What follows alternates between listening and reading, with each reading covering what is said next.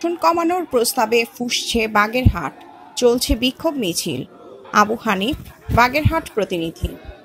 আসন্ন ত্রয়োদশ জাতীয় সংসদ নির্বাচনে বাগেরহাটের 4টি আসনের মধ্যে একটি আসন কমানোর প্রাথমিক প্রস্তাবে সাধারণ মানুষ, শিক্ষার্থী, শিক্ষক, বুদ্ধিজীবী, সচেতন নাগরিক ও রাজনৈতিক ব্যক্তিদের মধ্যে তীব্র ক্ষোভের সৃষ্টি হয়েছে।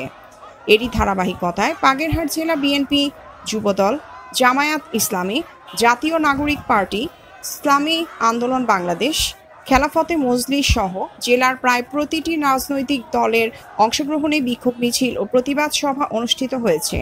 শনিবার সকাল 11টায় বাগেরহাটের দশানী মোড় থেকে বিক্ষোভ মিছিল শুরু হয়ে জর্জ কোর্টের সামনে এসে পথসভার মাধ্যমে মিছিলটি শেষ হয়।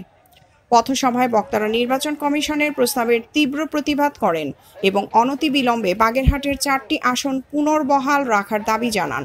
অন্যথায় সামনে আরও তীব্র আন্দোলনের হুঁশিয়ারি দেন বক্তারা।